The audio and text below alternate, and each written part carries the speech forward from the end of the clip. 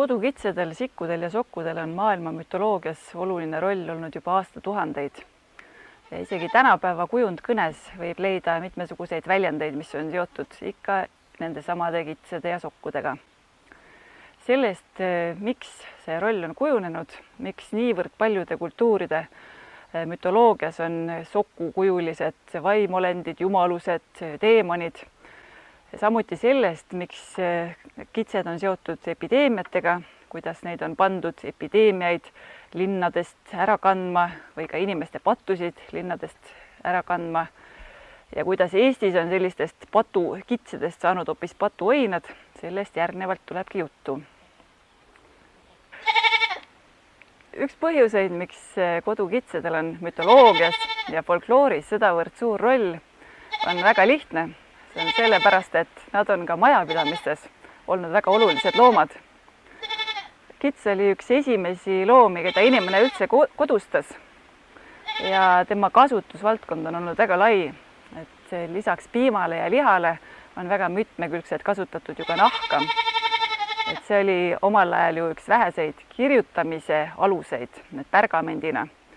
Samuti nahklähkrid said kasutust igasuguste joogi kandmise anumatena, näiteks veini anumatena. Ja neid kasutusalasid on mitmeid veelgi. Ülima vitaalsuse tõttu on kitsedest saanud ka viljakuse sümbol. Aga siin tuleb seda viljakust mõista laiemalt kui lihtsalt seksuaalsusena. Et siin on mõeldud seda viljakust kui elu jätkumise võimet. Et nii siis taimede, põldude viljakuse kui ka koduloomade viljakusena. Et see sellise tervikfenomenina on olnud ju üks olulisemaid elu edasikestmise jõude. Et viljakussümboolikaga on seotud olnud siis nii isaloomad kui ka emaloomad. Ammusest ajast on olnud sokkudega seotud ka huvitavaid spekulatsioone. Näiteks juba antiikajal arvati, et sokkude hingamine toimub üldse sarvede kaudu. Teised filosoofid omakorda väitsid, et hingamine toimub kõrvade kaudu. Kodukitse on kujutatud Sumeri jumala Marduki saatjana, samuti antiikjumalate Artemise ja Dionüüsuse atribuudina. Seevastu mets- ja koduloomade patrooni Paani kujutati juba ennast kitse jalgade ja sarvedega. Põhjala mütoloogias näksib kits Heidrun või Haidrun maailmapuu Yggdrasilli küljest lehti ning selle tulemusel lüpsab ta selget mõdu. Seda joovad kuulsad Valhalla sõdalased ja jumal Odin. Ka teise olulise jumala Thori puhul on kitsedel oluline roll. Nemad veavad Thori vankrit. Kitsjumaluse karakter ilmub ka Vanas Testamendis, siin küll väärjumalana. Seose tõttu tiirasuse ja paganlike jumalustega on kodukits saanudki kristlikus tõlgenduses pigem teemonliku filtri. Kits on ka rahvapärimuses ja teoloogilistes aruteludes saanud üheks olulisimaks kuradi moondekujuks. Samas piiblis kitsekujulist või sokukujulist kuradit otsesõnu mainitud ei ole. Ainuke vihje sokkudele on tähendamissõnas, kus räägitakse sikkude eraldamist lammastest, ehk siis sikud kui need patusemad tumeda poole esindajad. Soku kujul ilmuv kurat saab olulise kandepinna alles keskaja kunstis. Kristus on siis omakorda tema vastaspoolus, ehk siis Jumala tall, kes võtab enda peale inimkonna patud. Ja siit edasi minnes tuleb siis ka jutuks patuõina funktsioon, et ehk siis see pattude ära viia on kujundkõnes nimetatud patuõinaks. Kuid siingi on üks huvitav aspekt, et kui mitmes keeles, näiteks ka saksa keeles, millest arvatavasti on Eestisse see termin jõudnud, räägitakse patusikust või patukitsest, näiteks saksa keeles siis Sündenbock, siis eesti keeles on temast saanud patuoinas. Argikeeles tähendab patuoinas inimest, keda süüdistatakse mingis veas või vajakajäämises või mingi probleemi tekitamises, sõltumata sellest, kas seda süüd saab ka üldse objektiivselt tõestada või mitte.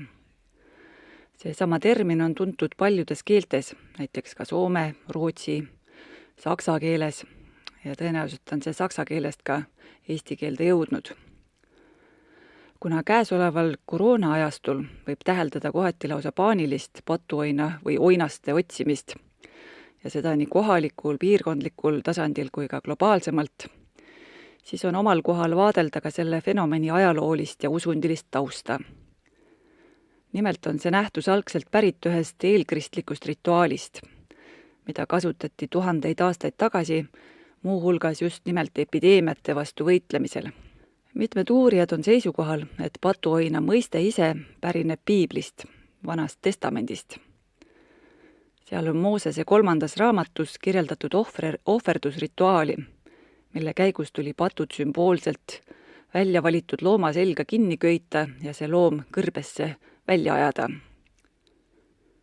Rituaali eesmärk oli Iisraeli pattude lunastamine ja vastavad juhised esitatakse siis selles Moosese raamatu kirjakohas Jehoovale omistatud sõnadena. Sikk annab enesega kõik nende patud tühjale maale, sikk lastagu kõrves lahti. Kõrb on siin omakorda ühtaegu ebapuhtuse, teistsugususe ja metsikuse sümbol, ehk siis ala, millega lõpeb tsiviliseeritud maailm. Loomaks ei tarvitsenud tingimata olla oinas, sagedamini oligi see pigem kits või sikk, vahel isegi põhjapõder või kaamel, seda siis sõltuvalt sellest, kus parasjagu see rituaal läbi viidi ja millised olid sealsed looduslikud olud. Sarnaseid kombetäitmisi korraldati Vana-Kreekas ja Lähis-Idas epideemiate peatamiseks ning näiteks Siberis ja Aafrikas või mõnel pool sarnase põhimõttega riitusi veel tänapäevalgi kohata. Välis-Eesti etnoloog Gustav Ränk on koguni oletanud, et Eesti arvukates katkumõistendites kujutatud kits, ehk siis kitse kujul ringi käiv katkuvaim, on oma kuju laenanud samuti nendest samadest epideemiaaegsetest patuoina väljaajamise rituaalidest. Kui see tõesti nii oleks, jääks aga selgusetuks, miks siin on haiguse äraviijast saanud äkki haiguse tooja. Seega tundub niisuguse seose loomine ikkagi pisut liiga julge.